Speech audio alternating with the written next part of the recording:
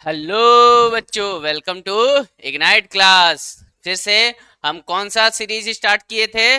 महा revision series. कौन सी series? महा रिवीजन सीरीज, जिसके ऑलरेडी आपको दो वीडियो प्रोवाइड किए जा चुके हैं, जिसमें ऑलरेडी आपको दो वीडियो प्रोवाइड किए जा सकते हैं। इस वीडियो के लास्ट में आपको पॉपअप मिलेगा, उस पर आप क्लिक करेंगे तो इसके आप प्लेलिस्ट में चले जाएंगे आराम से। आपको बहुत ज्यादा खोजने की दिक्कत नहीं होगी।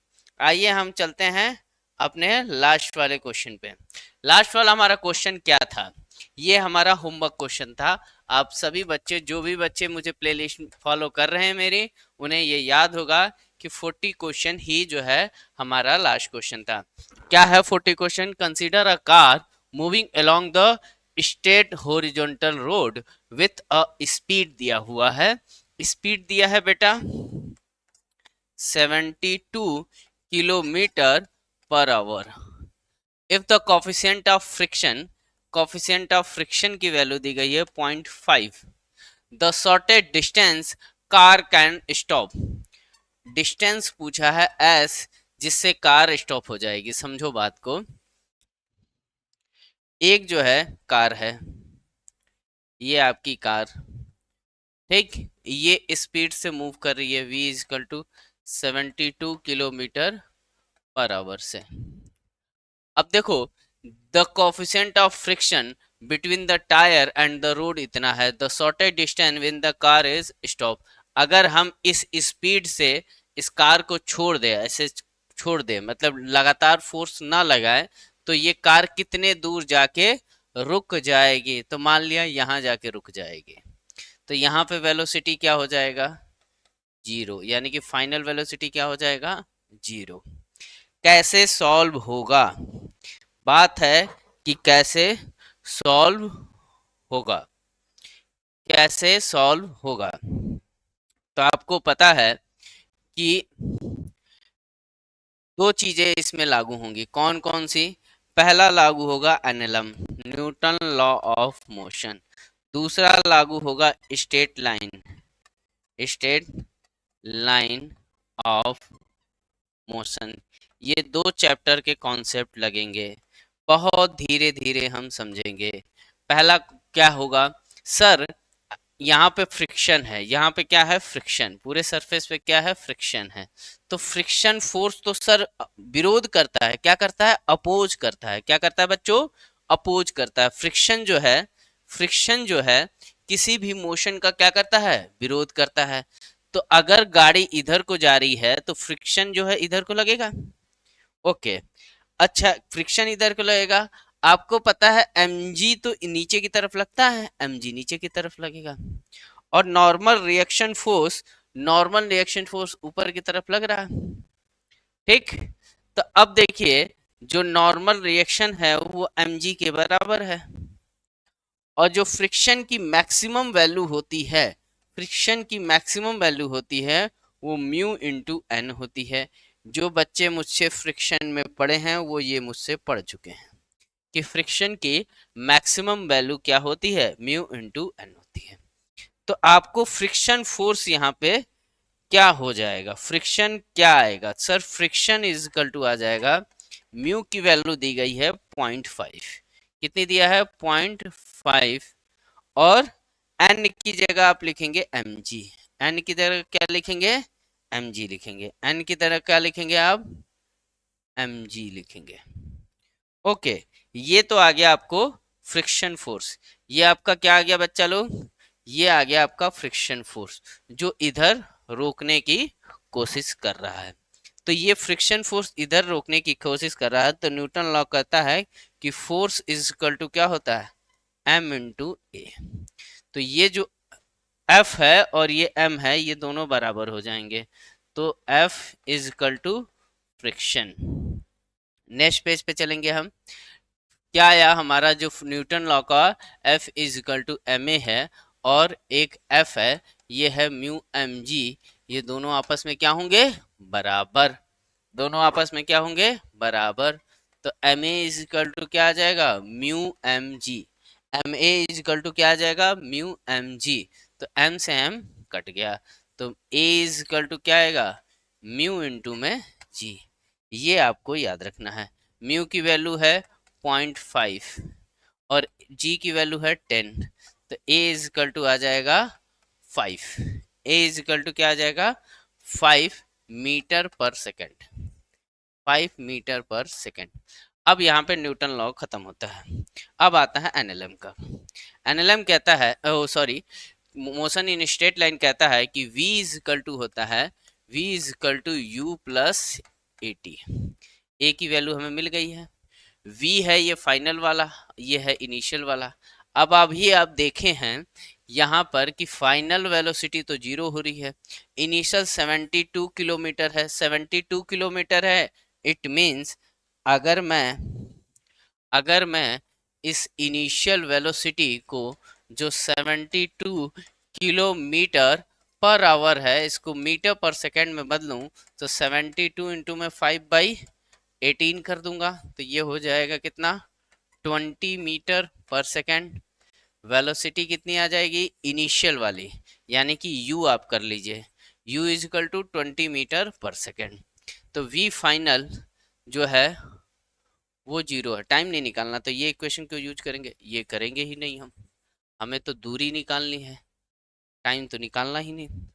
तो 2as is equal to we square minus U square.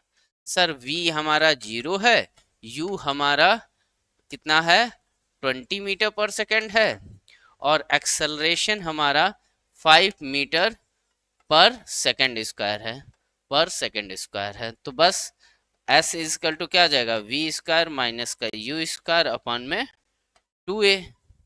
तो ये तो जीरो माइनस इसका स्क्वायर कितना 20 का स्क्वायर 20 इंटू 20 अपॉन में एक्सेलरेशन कितना है 5 और 2, तो 2 इंटू में 5 यानी कि 10, यानी कि ये 2। तो s इज इक्वल टू क्या आएगा 40 मीटर आ जाएगा। कितना आ जाएगा 40 मीटर। सर माइनस में आ रहा है, हाँ माइनस में आ रहा बच्चा क्योंकि एक्सेलरेशन को निगेटिव लेना चाहिए। एक्सेलरेशन को अगर आप निगेटिव ले लोगे तो माइनस माइनस कट जाएगा, तो आ जाएगा s is equal to 40 metre. 40 metre दूर जाके कार रुक जाएगी, 40 मीटर दूर जाके कार रुक जाएगी। बेहतरीन क्वेश्चन है, बेहतरीन क्वेश्चन है, मल्टी कॉन्सेप्ट का क्वेश्चन है ये मल्टी कॉन्सेप्ट का क्वेश्चन है, एक से ज्यादा कॉन्सेप्ट जिसमें लगे, ये इस टाइप का क्वेश्चन है। आई होप आपको चीजें समझ में आई हैं, आई होप आपको चीजें समझ में आई हैं। सबसे पहले हम एनएलएम से डील करेंगे, फिर मोशन इन स्ट्रेट लाइन से डील करेंगे, ठीक है। हाँ अगर आपसे टाइम पूछता तो आप ये वाला फॉर्मूला लगाते v is equal to U plus A T, लेकिन आपसे क्या डिस्टेंस पूछा है तो ये वाला लगा दीजिए आप, ठीक। अब रुक एक्सेलरेशन क्यों निगेटिव लेंगे, क्योंकि गाड़ी आगे जाके रुक रही है, यानी कि जो एक्सेलरेशन है वो निगेटिव एक्सेलरेशन है, ठीक है। जो अप्लाई किया हुआ एक्सेलरेशन है वो फ्रिक्शन के द्वारा अप्लाई हो रहा है। किसके द्वारा अप्लाई हो रहा है, ड्यू टू फ्रिक्शन। तो फ्रिक्शन के द्वारा, तो फ्रिक्शन तो अपोज करता है, यानी कि वो रिटार्डेशन है, एक्सेलरेशन नहीं, ठीक। तो आप इसके स्क्रीनशॉट ले लीजिए और ये क्वेश्चन अपनी नोट्स में जरूर लिखना, लाइफ टाइम काम आएगा। ऐसे क्वेश्चन बहुत ही इंपॉर्टेंट हैं एग्जाम में, तो आपको समझ लो कि ये PYQ है। अब आप सोच सकते हो कि जैक में क्या क्वेश्चन आ रहे हैं, ठीक है। ऐसा नहीं है कि बहुत लल्लू लल्लू क्वेश्चन आएगा। इसका भी स्क्रीनशॉट ले लीजिए आप।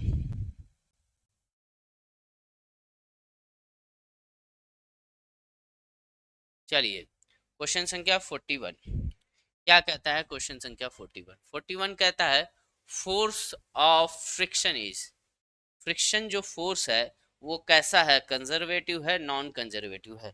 बेटा देखो जितने भी फोर्स कंजर्वेटिव होंगे वो एनर्जी का लॉस नहीं करेंगे, एनर्जी का लॉस नहीं करेंगे, लेकिन फ्रिक्शन जो है एनर्जी का लॉस करता है। कैसे, आप कैसे फील करोगे, देखो आप हाथों को अपने काफी तेजी से रगड़ो तो आपको पता है कि आपके दोनों हाथों में क्या है, फ्रिक्शन के कारण हीट जनरेट होती है, फ्रिक्शन के कारण हीट जनरेट, मतलब जितना आप बॉडी को रब कर रहे हो उतनी एनर्जी जो है आपको नहीं मिलेगी, लॉस होगा हीट के फॉर्म में। जैसे कि आप गाड़ी में पेट्रोल डाल के गाड़ी चलाते हो तो देखते हो कुछ दूर कुछ kilometre 500 kilometre 100 kilometre 50 kilometre, depend करता है गाड़ी की क्वालिटी पे, गाड़ी पे टायर क्या होते हैं, गर्म हो जाते हैं। तो वो क्या कर रहे हैं, गर्म होने का मतलब उनको गर्म होने के लिए एनर्जी जो चाहिए, वो एनर्जी कहाँ से आ रही है, वो एनर्जी आपके फ्यूल से आ रही है। तो फ्रिक्शन, और वो एनर्जी कौन दे रहा है उनको, फ्रिक्शन के माध्यम से हो रही है। फ्रिक्शन के माध्यम से उस एनर्जी का लॉस हो रहा है, क्योंकि फ्रिक्शन ही है जो हीट क्रिएट होता है। अगर फ्रिक्शन नहीं होता तो टायर गर्म नहीं होता। ठीक है, तो इस प्रकार से friction is a non conservative force. फटाफट स्क्रीनशॉट ले लीजिए। A body of mass 2 kg kept in press and a vertical wall by a force of 100 Newton. The coefficient of friction between the wall and the body is 0.3 meter 0.3, then the friction force is equal to, समझो एक wall है, ये क्या है, wall.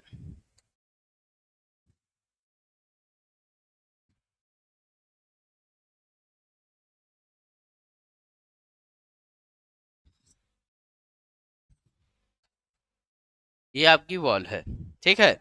इस wall पे एक block रखा हुआ है, आपको इजीली डायग्राम दिखेगा। ये ब्लॉक है, ये वॉल है, ये वॉल है, दीवार है, और ये ब्लॉक है। इस वॉल पे इस वॉल पे इस ब्लॉक को रोकने के लिए एक फोर्स लगाया जा रहा है, ऐसे, ठीक। एक फोर्स लगाया जा रहा है जिसकी वैल्यू ही आपसे पूछा है। देखो, नहीं, इसकी वैल्यू दी गई है, पूछा है आपसे फ्रिक्शन, पूछा है आपसे, इसकी वैल्यू दी गई है 100 न्यूटन। ठीक है, अब देखो, ये बॉल तो इधर लगा रहा है, इधर लगा रहा है, इस तरफ से धक्का दे रहा है, लेकिन mg तो बेटा इधर है, mg तो इधर है। तो कौन इसको अपोज कर रहा है, इस mg को कौन अपोज कर रहा है? अगर कोई अपोज नहीं करेगा तो ये ब्लॉक जो है क्या कर देगा, नीचे गिर जाएगा, क्योंकि नीचे फोर्स है, ऊपर फोर्स नहीं है। तो ऊपर भी फोर्स है, कौन है ऊपर? तो सर ऊपर है फ्रिक्शन, ऊपर है फ्रिक्शन। तो अगर हम फ्री बॉडी डायग्राम बनाएं, क्या बनाएं, free body diagram of block, किसका बना रहे हैं, फ्री बॉडी डायग्राम ब्लॉक का, free body diagram of block बना रहे हैं। तो ये ब्लॉक है आपका, जिस पे एक फोर्स लग रहा है, ये, जिसकी वैल्यू है 100, कितनी है, 100 न्यूटन। इसका mg है डाउनवर्ड, mg है डाउनवर्ड। इस पे एक इधर लगेगा नॉर्मल रिएक्शन फोर्स, और एक लगेगा इधर फ्रिक्शन, एक लगेगा इधर फ्रिक्शन। और क्या दिया हुआ है, अब ये तो आपका फ्री बॉडी डायग्राम बन गया। चलिए, क्वांटिटी क्या क्या दी गई है, मास दिया है 2 kg का, ब्लॉक का मास है 2 kg, फोर्स अप्लाइड है 100 न्यूटन का, और फ्रिक्शन कोफिशिएंट है 0.3 का। ओके, तो आपको पता है जो n होगा वो F के बराबर होगा न्यूटन लॉ से, इक्विलिब्रियम में है, रेस्ट में है, तो n is equal to F होगा। तो n भी कितना हो जाएगा, 100 न्यूटन का हो जाएगा, n भी कितना हो जाएगा, 100 न्यूटन हो जाएगा। ठीक, तो फ्रिक्शन निकालना है अब हमें, अब तो हमें फ्रिक्शन निकालना है, हम फ्रिक्शन निकालेंगे। तो फ्रिक्शन निकालने के दो तरीके, फ्रिक्शन निकालने के दो तरीके, एक फ्रिक्शन मैक्सिमम फ्रिक्शन, जिसका होता है म्यू इंटू में n। अगर हम म्यू इंटू n की वैल्यू देखें बच्चों, तो म्यू की वैल्यू है 0.3, म्यू की वैल्यू है क्या, म्यू की वैल्यू है 0.3, n की वैल्यू है यहाँ पर 100, तो 100 से मल्टीप्लाई कर दिया तो कितना आ जाएगा, 30 न्यूटन। तो एक तो फ्रिक्शन की वैल्यू हो सकती है कि 30 न्यूटन हो, बट अभी कंफर्म नहीं कह सकते। दूसरा फ्रिक्शन की वैल्यू, दूसरा फ्रिक्शन की वैल्यू होगी वो mg के बराबर होगी, वो mg के बराबर होगी। तो mg के बराबर यानी कि m इंटू जी, m कितना है 2, g की वैल्यू 10, तो ये कितना आ जाएगा 2 इंटू 10 यानी कि 20 न्यूटन। एक फ्रिक्शन कह रहा है 20 न्यूटन है, एक फॉर्मूला कह रहा है 30 न्यूटन है। तो आंसर क्या आएगा, आंसर आएगा 20 न्यूटन। ऑप्शन में आपके पास अच्छा है कि 630 है ही नहीं, लेकिन अगर ऑप्शन में लेकिन अगर ऑप्शन में 30 न्यूटन है और 20 न्यूटन दोनों के दोनों हैं तो आप 20 न्यूटन की टिक करेंगे। इस केस में मिनिमम वैल्यू ली जाती है, इन दोनों में से मिनिमम वैल्यू ली जाती है। एक जो डायग्राम से आएगा, फ्री बॉडी डायग्राम से आएगा, एक जो फॉर्मूले से आएगा। अगर दोनों में जो भी मिनिमम होगा वही आप कंसीडर करेंगे। आंसर इसका क्या आ जाएगा? 20 न्यूटन। 30 न्यूटन वाला नहीं है, हालांकि आपके ऑप्शन में 30 न्यूटन है। ठीक, आपको चीजें समझ में आई। वेरी इंपॉर्टेंट है क्या 43? A bullet of mass 40 gram. Given data में बुलेट ऑफ मास दिया है 40 ग्राम है। कितना है बच्चों? 40 ग्राम। स्पीड दिया है 90 मीटर पर सेकेंड। 90 मीटर पर second. Enter the heavy bullet, heavy wooden block and is stopped after the distance of the 60 centimetre. समझो, एक वुडन ब्लॉक है जिसमें एक बुलेट जो है एंट्री कर रही है, एक बुलेट जो है वो एंट्री कर रही है और 60 सेंटीमीटर एंट्री करने के बाद वो क्या कर जा रही है? 60 सेंटीमीटर, मीटर नहीं सेंटीमीटर रुक जा रही है। मान लो यहाँ आके बुलेट रुक गई तो इस जगह पर जो बुलेट की स्पीड है बच्चा वी फाइनल, वो क्या आएगी? 0। तो वी फाइनल क्या हो जाएगी? 0। वी फाइनल बच्चा लोग 0 हो जाएगा। ठीक है, कितनी दूरी तय की? तो 60 सेंटीमीटर, इट मीन 60 इंटू 10 की power -2 metre, it mean 0.6 metre. ठीक है, ओके। और क्या है? इतनी चीज दी गई है। द एवरेज रजिस्टिव फोर्स पूछा है, एफ आर आपसे पूछ रहा है। एफ आर क्या है समझो। एफ आर ये है कि जब बुलेट इसमें एंट्री करेगी, बुलेट इसमें एंट्री करेगी तो वुडन को क्या करेगा? उसको रोकने की कोशिश करेगा। वुडन ब्लॉक जो है उसको रोकने की कोशिश करेगा। तो जब रोकने की कोशिश करेगा तो वही एफ आर की वैल्यू आपसे पूछ रहा है कि कितना फोर्स ब्लॉक के द्वारा वुडन के द्वारा, वुडन ब्लॉक के द्वारा बुलेट पर लगाया गया है। वही फोर्स आपको बताना है। क्या बताना है? वही फोर्स आपको बताना है। तो कैसे अप्लाई करेंगे सर? दो कॉन्सेप्ट यूज करेंगे। पहला है motion, motion in straight line. क्यों? क्योंकि सर हमें फोर्स निकालने के लिए चाहिए एक्सेलरेशन, इसलिए। तो सर यहाँ पे फाइनल वेलोसिटी है 0, वी फाइनल है 0 और इनिशियल है 90 मीटर पर सेकेंड। सर ये वी फाइनल इनिशियल से फाइनल जाने में दूरी तय कर रहा है एस इजकल टू 0.6 मीटर। तो फॉर्मूला आता है sir 2s is equal to we square minus का u square. A is equal to we square minus का यू स्क्वायर अपॉन में 2s। वैल्यू रख दीजिए 0 का स्क्वायर माइनस 90 का स्क्वायर अपॉन में 2 इंटू में 0.6। तो ए इजकल टू आएगा -90 इंटू में 90 अपॉन में 2 इंटू में 0.6। एक्सेलरेशन क्या आ गया?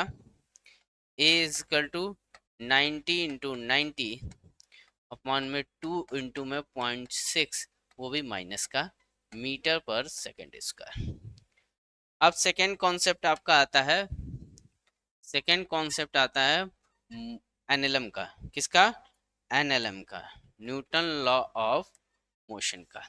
क्या कहता है न्यूटन लॉ ऑफ मोशन? कि एफ इजिकल टू बेटा एम ए होता है। F is equal to M A resistive force है तो एक्सेलरेशन के साथ माइनस लेने की जरूरत नहीं है, क्योंकि वो भी कह रहा है कि रजिस्टिव है और क्वेश्चन ने भी वैसे ही पूछा है कि रजिस्टिव है। ठीक है, तो माइनस लेने की जरूरत नहीं है। आप लेना चाहो तो ले सकते हो, बट आंसर आपको प्लस में देना होगा क्योंकि एवरेज रजिस्टिव क्वेश्चन ने लिख के दिया है। मास दिया है 40 ग्राम, यानी कि 40 इंटू में -3 इंटू में इसकी वैल्यू है 90 इंटू 90 अपॉन में 2 इंटू में 0.6। बस कटते जाएंगे। इधर तक कोई दिक्कत हो तो पूछो, कोई भी दिक्कत हो तो पूछो। चलो आगे चलते हैं। ये 1 0 2 0 3 0, तीनों जीरो कट गए, यानी कि 10 की पावर -3 गया। ये कटा 2, यहाँ आएगा 2। ये 2 गया तो यहाँ आएगा 0.3।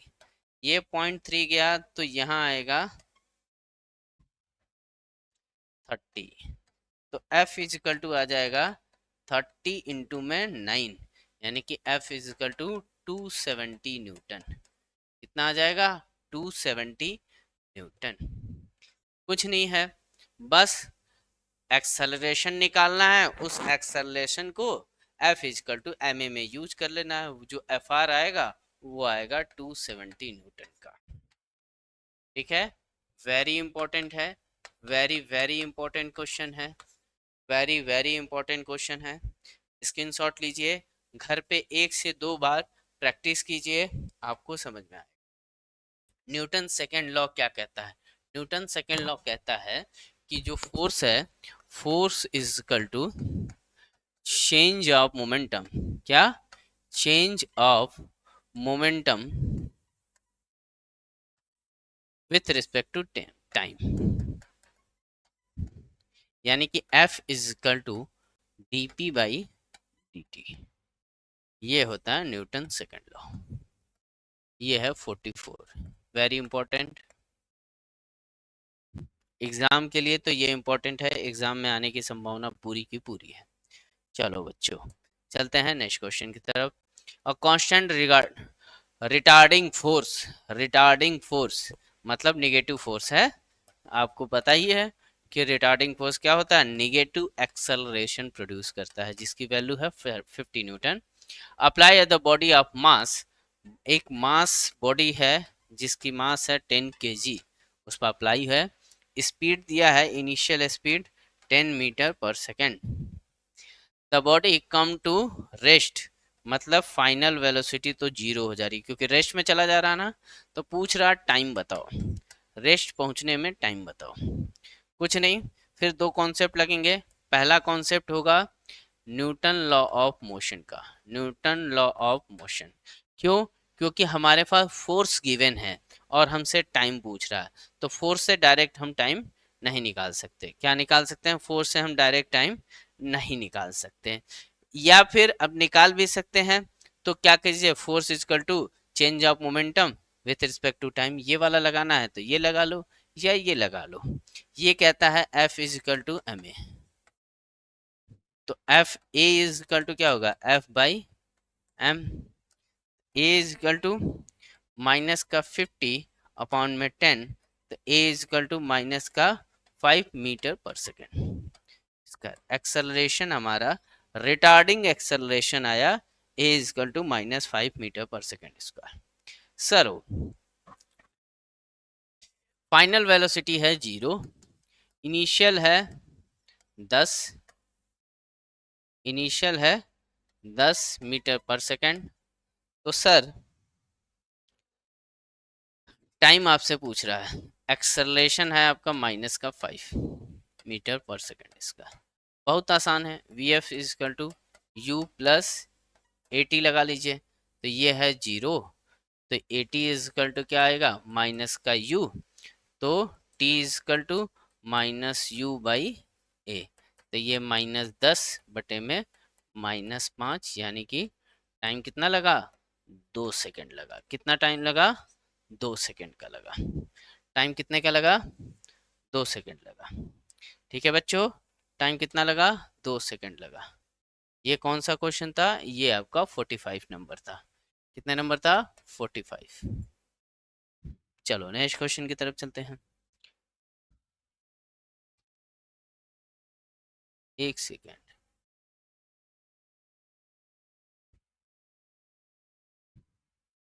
44, 45, ये है 45, ये है 46, ये है 46, ये है आपका 47, सॉरी ये है आपका 47 और इम्पोर्टेंट है। ये क्वेश्चन संख्या है 47 और ये इम्पोर्टेंट है। चलते हैं नेक्स्ट क्वेश्चन की तरफ, 48, क्वेश्चन संख्या 48 की तरफ चलते हैं। क्या कहता है 48 number question? A body of mass, mass दिया हुआ है 5 kg। Okay, start from the origin at initial velocity, initial velocity है 30 आई कैप प्लस 40 का जे कैप मीटर पर सेकेंड, मीटर पर second. Constant force F is equal to है minus का 6 I cap minus 5 J cap newton act on the body the time in which y component of velocity become 0। कितने time में y component vy 0 होगा। Sir x वाले को भूल जाओ, x वाले को भूल जाओ, तो y कंपोनेंट कितना है u का 40 मीटर पर सेकेंड। देखो कितना इजी हो गया। Fy कितना है माइनस का 5 न्यूटन, माइनस का 5 वेक्टर कन्वर्ट हो गया किस में, स्केलर में, क्योंकि सिर्फ y कंपोनेंट क्वेश्चन ही कर रहा, तो मैं x कंपोनेंट क्यों डील करूं, डील ही नहीं करना। जब आपसे क्वेश्चन में वेक्टर फॉर्म में दिया है और कोई एक कंपोनेंट पूछ रहा है, या तो y या तो x, तो दूसरे कंपोनेंट को मुझे एनालिसिस नहीं करना, मुझे नहीं यूज करना, क्यों, टाइम वेस्ट करना। ठीक है बच्चों, चलो बस हो गया। u दिया है, v दिया है। एक बार हम इससे कर लेते हैं। Force equal to change of momentum, क्या, चेंज ऑफ मोमेंटम अपॉन में टाइम। तो ये क्या होगा, F equal to M V final minus M V initial upon में टाइम। तो टाइम पूछ रहा है, तो v फाइनल कितना है 0 माइनस इनिशियल m कितना है 5 kg इंटू में इनिशियल वेलोसिटी 40, और ये कितना है माइनस का 5, तो ये -5, ये -5 गया। t इक्वल टू आ जाएगा 40 सेकेंड, माइनस माइनस भी चला जाएगा। तो टाइम कितना निकला 40 सेकेंड निकला। बहुत आसान क्वेश्चन। आप प्लीज इन सारे क्वेश्चन को इम्पोर्टेंट लगाएं और अपनी कॉपी में जरूर ऐड करें। क्वेश्चन संख्या 49। कौन सा क्वेश्चन 49 नंबर, कौन सा क्वेश्चन 49 नंबर। क्या कहता है, a question regarding force 50 Newton applied in the mass initially is speed 10 metre it come the rest. ये तो वही क्वेश्चन है, सेल्फ करें, self attempt. A ball of mass 150 gram moving with the acceleration is a force इतना, the impulsive force पूछा है। Okay, question संख्या 50 कितना है ये 50 नंबर। क्या कह रहा है कि मास दिया है 150 ग्राम, 150 ग्राम, एक्सेलरेशन दिया है 20 मीटर पर second square, is hit of force act on the 0.1 second. और फोर्स एक्ट हो रहा है, जो टाइम लग रहा है वो 0.1 सेकेंड का लग रहा है। तो आपसे इम्पल्स पूछ रहा है आई, तो impulse I is equal to होता है फोर्स इंटू में टाइम, फोर्स इंटू में टाइम, और फोर्स इज इक्वल टू होता है F is equal to M A. तो इम्पल्स इज इक्वल टू क्या हो जाएगा, एम इंटू ए इंटू में time, M into A into में टाइम। बस वैल्यू रख दीजिए। 150 ग्राम है तो इसको 10 की पावर -3 आ जाएगा। यहाँ 20 है और यहाँ 0.1 है, तो ये 1 ये पॉइंट को खा जाएगा, तो ये बचा सिर्फ 2, 2 इंटू में 120 यानी कि 300 इंटू में 10 की पावर -3, तो ये 2 जीरो गया, यानी कि आ जाएगा 0.3 न्यूटन सेकेंड। आई आ जाएगा 0.3 न्यूटन सेकेंड, आई आ जाएगा आपका 0.3 न्यूटन सेकेंड। आई होप आपको क्वेश्चन समझ में आया। ये है आपका होमवर्क क्वेश्चन, ये है आपका होमवर्क क्वेश्चन। मिलते हैं बच्चों नेक्स्ट वीडियो में। जिन बच्चों को प्लेलिस्ट खोजने में दिक्कत हो रही हो, वहाँ साइड में आपको पॉपअप में आपको वीडियो, इस वीडियो के लास्ट में आपको पॉपअप में आपको प्लेलिस्ट मिल जाएगी, तो आपको खोजने की दिक्कत नहीं पड़ेगी। आप उस पर डायरेक्ट क्लिक करेंगे, आप फिजिक्स के प्लेलिस्ट में इजीली पहुंच जाएंगे और मेरे पढ़ाए गए सारे वीडियो आपको देख पाएंगे। थैंक यू बच्चों, thank you to all of you. Please अपनी पढ़ाई को कंटिन्यू करें। आपका एग्ज़ाम मोस्ट प्रोबेबली है कि इसी मंथ में होगा। और हाँ, होली की आपने बहुत इंजॉयमेंट किया, बहुत अच्छे से होली मनाई, लेकिन अब पढ़ने का टाइम है बच्चों। रिटर्न आइए अपनी पढ़ाई पर और खूब अच्छे से पढ़िए। मैं राहुल कुमार आप सभी को, अगर आप सब में से कोई भी रांची पढ़ने आना चाहता है 12th की तैयारी के लिए, बोर्ड की तैयारी के लिए, तो प्लीज़ कम इग्नाइट क्लासेस। यहाँ पे सारे फैकल्टी, फिजिक्स के हो, केमिस्ट्री के हो, मैथ के हो, बायो के हो, अदर सब्जेक्ट हो, ठीक है, जूनियर क्लास के टीचर हैं, सभी बहुत अच्छे से पढ़ाते हैं ऑफलाइन बैचेस में। तो आप प्लीज़ एक बार